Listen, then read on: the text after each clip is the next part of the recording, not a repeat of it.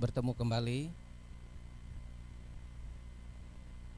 dalam Jerum pada kesempatan ini. Bapak Ibu, saudara-saudara, saya ingin mengajak kita berdoa terlebih dahulu. Mari kita berdoa. Bapa di sorga, kiranya Engkau menolong kami melalui kuasa Roh-Mu yang kudus, memberi pengertian, pengetahuan untuk kami memahami apa yang menjadi kebenaran firman-Mu yang akan kami dengar bersama. Siapkan hati kami, urapi kami, dalam nama Tuhan Yesus Kristus kami berdoa, amin. Bapak Ibu saudara-saudara, pada kesempatan ini saya ingin mengajak Bapak Ibu saudara-saudara untuk kita melihat dari kebenaran firman Tuhan yang terambil dari Yeremia pasal 31 ayat 1 sampai 3 yang berbunyi demikian.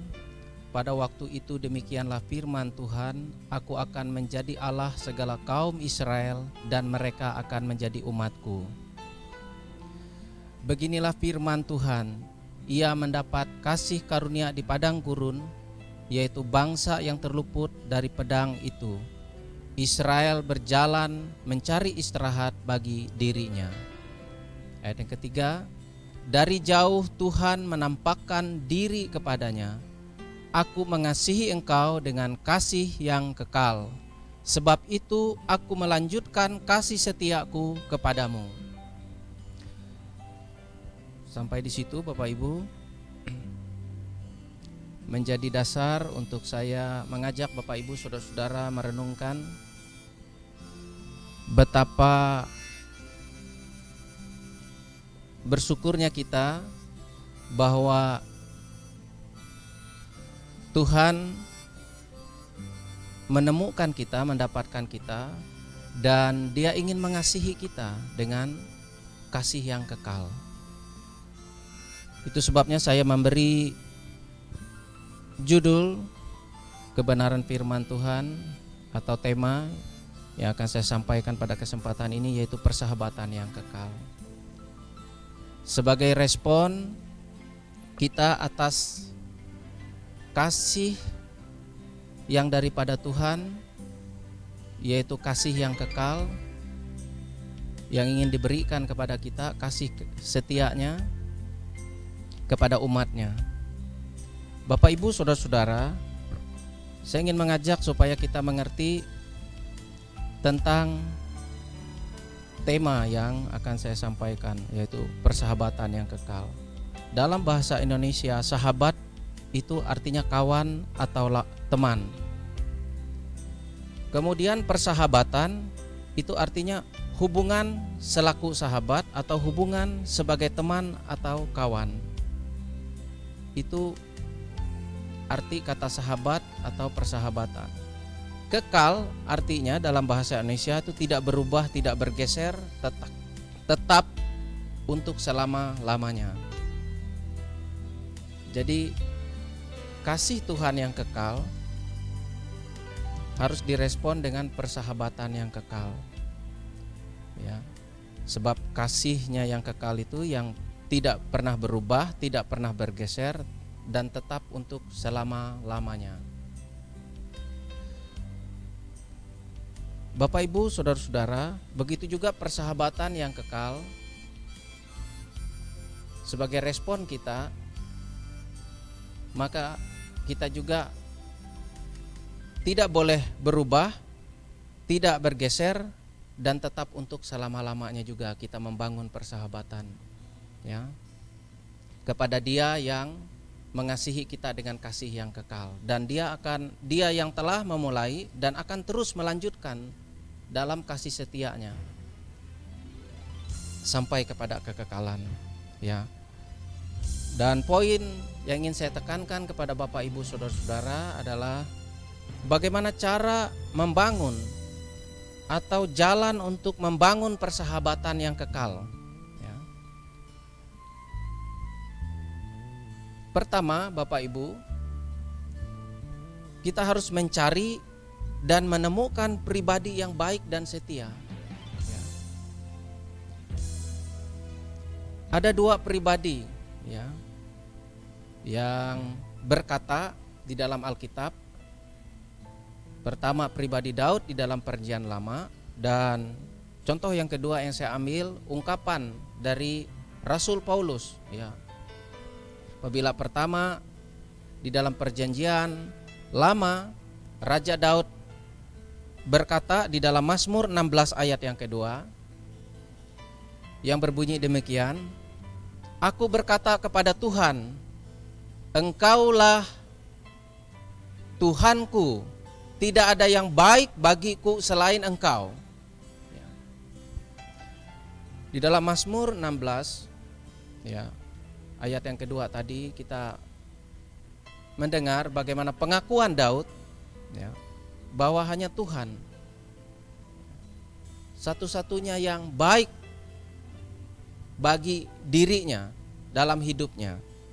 Dan di dalam Mazmur 145 masih perkataan Daud, ayat yang ke-9, Mazmur 145 ayat yang ke-9, yang berkata demikian, "Tuhan itu baik kepada semua orang dan penuh rahmat terhadap segala yang dijadikannya." Bapak Ibu, saudara-saudara, dari pengakuan Daud ini kita mengerti bahwa hanya Tuhan yang baik, ya. Itu sebabnya cari Tuhan dan temukan, ya, pribadi yang baik dan setia. Dan selanjutnya dari Rasul Paulus yang saya ambil dari Perjanjian Baru sebagai contoh, Rasul Paulus mengungkapkan juga seperti Raja Daud tadi, ya, di dalam surat Paulus kepada jemaat di Tesalonika, 2 Tesalonika pasal 3 ayat yang ketiga, Rasul Paulus berkata begini, "Tetapi Tuhan adalah setia, Ia akan menguatkan hatimu dan memelihara kamu terhadap yang jahat." Ya. Ungkapan Rasul Paulus kepada jemaat di Tesalonika dalam suratnya yang kedua ini, dia berkata bahwa hanya Tuhan yang setia, dan Tuhan itu Tuhan yang setia, ya. Dan selanjutnya di dalam 1 Korintus 10 ayat yang ke-13, surat Rasul Paulus kepada jemaat di Korintus dalam surat yang pertama, ya, pasal 10 ayat 13 yang berbunyi demikian, "Pencobaan-pencobaan yang kamu alami ialah pencobaan-pencobaan biasa yang tidak melebihi kekuatan manusia. Sebab Allah setia, dan karena itu Ia tidak akan membiarkan kamu dicobai melampaui kekuatanmu. Pada waktu kamu dicobai, Ia akan memberikan kepadamu jalan keluar sehingga kamu dapat menanggungnya." Bapak Ibu, saudara-saudara sidang jemaat yang dikasihi Tuhan, jadi cara membangun dan jalan untuk membangun persahabatan yang kekal, poin yang pertama itu kita harus mencari dan menemukan, ya, pribadi yang baik dan setia. Dan di dalam kebenaran firman Tuhan yang sudah kita dengar dan kita baca tadi, sesuai dengan ungkapan dari Raja Daud di dalam Perjanjian Lama dan ungkapan Rasul Paulus dalam Perjanjian Baru kepada suratnya kepada jemaat yang dilayaninya pada waktu itu, jelas dan kita tidak perlu meragukan. Kita bersyukur, ya, dalam kedua ungkapan tokoh, ya, ungkapan kedua tokoh dalam Perjanjian Lama dan Perjanjian Baru, bahwa hanya Tuhan yang baik dan hanya Tuhan yang setia. Itu sebabnya dalam 1 Korintus 10 ayat 13 tadi dikatakan bahwa Tuhan yang setia itu tidak pernah membiarkan kita dicobai melampaui kekuatan kita.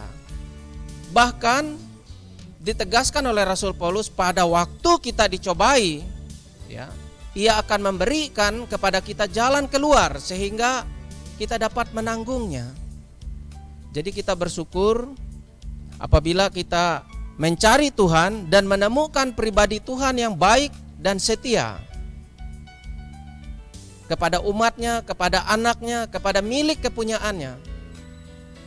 Bapak Ibu, saudara-saudara, cara kita membangun dan jalan untuk membangun persahabatan yang kekal. Poin yang kedua ingin saya sampaikan, yaitu usahakanlah dan jalinlah keakraban.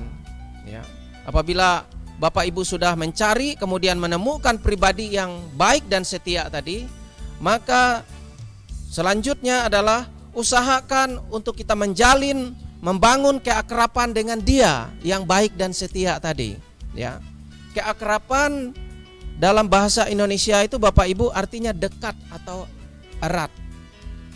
Jadi apabila kita terus ingin membangun persahabatan yang kekal dengan dia yang mengasihi kita dengan kasih yang kekal, ya, maka kita harus mencari dia, menemukan dia, mendapatkan dia, ya.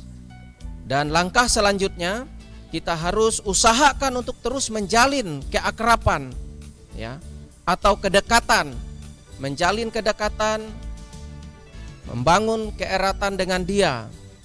Ya, saya ambil contoh, ya, di dalam dua pribadi sebagai tokoh di dalam Perjanjian Lama.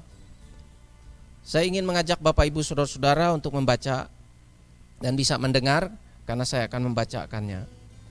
Ya, bagaimana pribadi Daniel, ya, sebagai anak muda, ya, yang mempercayai Tuhan, kemudian dia tahu bahwa hanya Tuhan sebagai pribadi yang baik dan setia, dan dia terus membangun keakraban, kedekatan dan keeratan dengan pribadi Tuhan itu sebagai seorang muda. Di dalam Daniel pasal 6 ayat 11 sampai yang ke-12, ya, yang saya bacakan demikian bunyinya.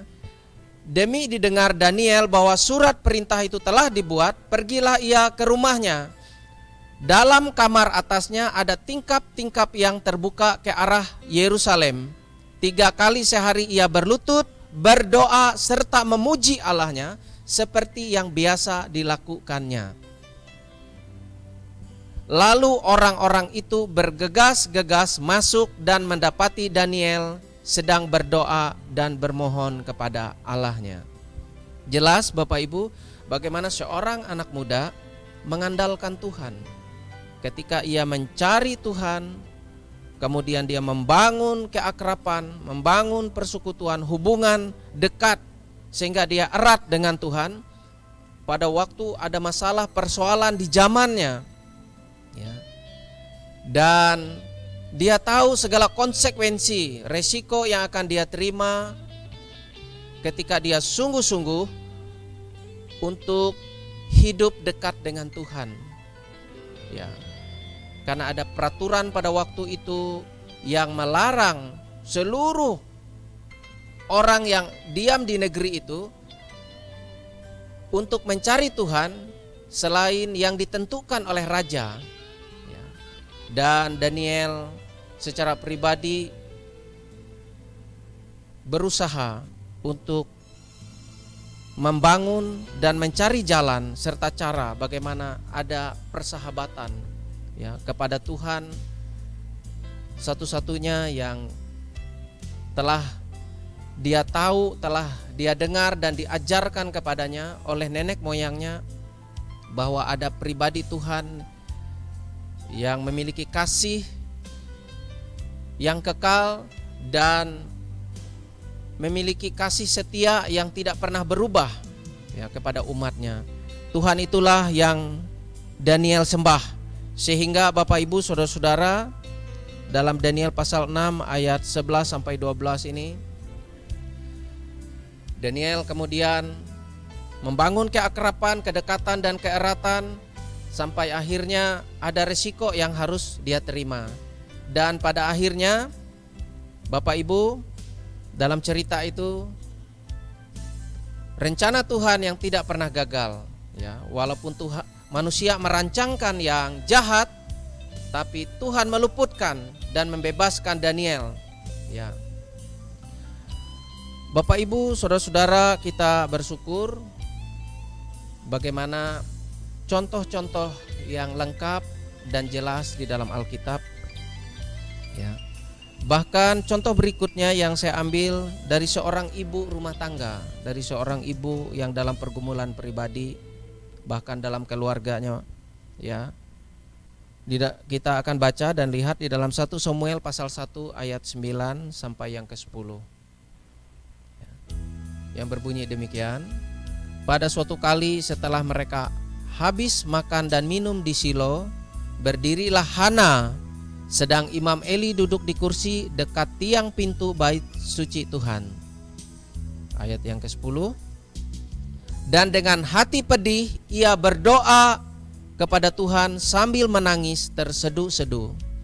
Bapak Ibu, saudara-saudara, untuk membangun keakraban, kedekatan dan keeratan dengan Tuhan. Apabila kita lihat bagaimana seorang muda yang selalu berdoa untuk memohon kepada Tuhan atas persoalan bangsanya, atas segala keadaan dan kondisi di zamannya yang dihadapinya pada waktu itu. Dia berdoa memohon kepada Tuhan. Sama seperti kasus atau peristiwa yang dicatat di dalam 1 Samuel pasal 1 ayat 9 sampai 10. Seorang pribadi ibu yang tidak berdaya dengan kondisi yang tidak bisa, dia temukan jalan keluar yang namanya Hana, sehingga ia menghadapi pergumulan yang berat, tekanan, himpitan oleh orang dekat. Dia disakiti dan tidak ada jalan keluar, tidak ada tempat mengadu. Walaupun di situ ada Imam Eli sebagai hamba Tuhan, pun tidak mengerti isi hati, pikiran, bahkan perasaan yang dialami oleh seorang ibu yang namanya Hana. Mungkin dia tahu bahwa ada masalah rumah tangga, ada persoalan kesehatan karena kemandulan. Tapi seorang hamba Tuhan, seorang imam yang namanya Eli pun tidak berdaya untuk menolong. Bapak Ibu, itu bukti keterbatasan dari pribadi manusia, siapapun kita. Bahkan Bapak Ibu, saudara-saudara, apabila membaca secara keseluruhan dari 1 Samuel pasal 1 ini, Ibu Hana ini memiliki suami. Suaminya pun berusaha untuk menghibur dia dengan berkata, "Saya, suamimu, lebih berharga dari 10 anak laki-laki." Itu pun tidak menenangkan hatinya. Bapak Ibu, saudara-saudara, ada Imam Eli sebagai hamba Tuhan, ada suami sekalipun, tidak menjamin untuk kita mendapatkan keakraban, keintiman, kedekatan, keeratan dengan seorang pribadi yang baik dan setia bagi hidup kita. Selain dari pribadi yang diungkapkan oleh Raja Daud yang sudah kita dengar dari Mazmur, kitab Mazmur tadi yang sudah kita baca, dan yang diungkapkan oleh Rasul Paulus di dalam suratnya kepada jemaat di Tesalonika dan kepada jemaat yang ada di Korintus, bahwa hanya Tuhan yang baik dan setia dalam hidup kita bagi setiap pribadi kita. Bapak Ibu, saudara-saudara, ini penghiburan kepada kita di zaman ini, di saat ini, di tengah-tengah situasi apapun, pergumulan, persoalan, di tengah-tengah bangsa kita, di tengah zaman kita, di masa situasi sekarang ini di kota kita, di negara kita, bahkan di dalam setiap rumah tangga kita masing-masing, bahkan di dalam setiap kehidupan pribadi kita sebagai anak-anak Tuhan. Dan Bapak Ibu, yang ketiga, cara kita membangun dan jalan untuk membangun persahabatan yang kekal dengan pribadi dia yang setia dan baik bagi kita. Ini poin yang terakhir, Bapak Ibu, saudara-saudara, yaitu kita yang pertama tadi sudah mencari, menemukan, mendapatkan dia. kemudian kita terus berusaha berjuang untuk menjalin keakraban, jalin keintiman, kemesraan, kedekatan, keeratan dengan Dia. Kemudian yang ketiga, yang terakhir, yaitu kita harus senantiasa mengasihi dan mencintai Dia. Bapak Ibu saudara-saudara, dalam bahasa Indonesia mengasihi dan mencintai itu artinya perasaan sayang karena suka, bukan karena terpaksa. Jadi pribadi Dia yang baik dan setia tadi, kemudian kita selalu akrab, ya, selalu dekat dengan Dia, kita memiliki hubungan yang erat, dan kita harus kasihi Dia dan cintai Dia, ya, berdasarkan perasaan sayang, oleh karena dorongan, ya, rasa sayang, rasa suka, ya, kepada pribadinya, ya, yang memiliki kasih yang kekal. Dan kita berusaha dengan segala cara dan jalan untuk kita membangun persahabatan yang kekal juga, ya, yang tidak bergeser, tidak berubah untuk selamanya. Dan ayat terakhir Bapak Ibu, sebagai dasar bahwa Tuhan menghendaki kita mengasihi dan mencintai Dia, seperti yang Dia sampaikan kepada Nabi Yeremia kepada umatnya, supaya didengar dan diketahui oleh orang Israel, yaitu dalam kitab Yeremia pasal 2 ayat 1 sampai yang kedua, yang berbunyi demikian. Firman Tuhan datang kepadaku, bunyinya, pergilah memberitahukan kepada penduduk Yerusalem dengan mengatakan, beginilah firman Tuhan, aku teringat kepada kasih-Mu pada masa mudamu, kepada cintamu pada waktu engkau menjadi pengantin, bagaimana engkau mengikut aku di padang gurun, di negeri yang tiada tetaburannya. Bapak Ibu bisa garis bawahi di dalam Yeremia pasal 2 ayat yang kedua ini, ya. Beginilah firman Tuhan, aku teringat, aku Tuhan teringat kepada kasih-Mu, ya, pada masa mudamu, kepada cintamu, kasih-Mu dan cintamu, kasih-Mu pada masa mudamu dan cintamu pada waktu engkau menjadi pengantin. Tapi sayangnya Bapak Ibu, keadaan ini, ya, tidak dimanfaatkan dengan baik oleh orang Israel. Bagaimana mereka harus memelihara kasih kepada Tuhan pada masa muda mereka, atau seperti pada masa muda, ya, kasih yang bergelora, yang penuh semangat, yang berkobar-kobar, ya, yang tidak mengenal waktu. Itulah yang Tuhan kehendaki. Dan cinta pada waktu menjadi pengantin, ya. Bapak Ibu saudara-saudara, kiranya persahabatan kita dengan Sang pemilik kasih, Sang Maha Kasih, yang Maha Kasih, yaitu Allah, Allah pengasih dan penyayang, yang harus kita respon, harus kita tanggapi, kita jawab dengan membangun persahabatan yang kekal juga, karena Dia yang memiliki kasih yang kekal, ya. Sebab Bapak Ibu, jangan sampai kasih kita, ya, atau persahabatan yang kita bangun kepada Tuhan itu bisa luntur, bisa dingin, atau bisa berubah, atau bergeser. Jangan sampai terjadi. Atau cinta kita, ya,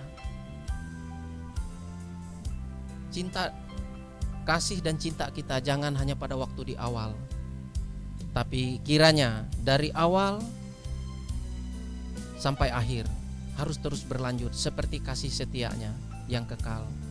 Berlanjut, Dia mulai dari awal terus sampai sekarang ini. Bahkan ketika kita melupakan, ya, ketika kita menjauh, Dia tetap menanti kita dalam kasih setianya yang kekal. Biarlah kiranya Bapak Ibu saudara-saudara melalui kebenaran firman Tuhan yang singkat ini menjadi bahan renungan untuk kita mengintrospeksi diri, melihat, mengevaluasi sudah sejauh manakah kita membangun persahabatan sebagai jawaban atas kasih setia Tuhan yang sudah disampaikan kepada kita, yang sudah kita dengar dan kita terima dalam hidup kita. Puji Tuhan, Tuhan memberkati. Amin. Kita berdoa. Bapa di sorga, kami bersyukur dan berterima kasih untuk kebenaran firman-Mu yang menerangi setiap langkah dalam perjalanan hidup kami, sehingga kami terus berjalan dalam terang firman-Mu sebagai suluh dan pelita yang membawa kami kepada rencana dan kehendak Tuhan dalam kasih yang kekal dan dalam kesetiaan-Mu yang tidak pernah berubah, tidak pernah bergeser, dulu, sekarang, dan sampai selama-lamanya. Biarlah kiranya kami juga mengambil suatu keputusan untuk berusaha mengasihi Engkau, mencintai Engkau dengan kasih yang didorong oleh rasa sayang, rasa suka kami kepada pribadi-Mu yang terlebih dahulu mengasihi kami dan mencintai kami. Apapun keadaan kami, Engkau tidak pernah meninggalkan kami dalam kasih dan kesetiaan-Mu kepada umat-Mu. Terpujilah nama-Mu, Engkau memberkati kami sidang jemaat-Mu dan seluruh umat-Mu yang mendengar siaran ini, menyaksikan pemberitaan firman, mendengar secara langsung. Tuhan memberkati. Di dalam nama Tuhan Yesus Kristus kami menyerahkan hidup kami sekarang dan sampai selama-lamanya. Amin. Tuhan memberkati.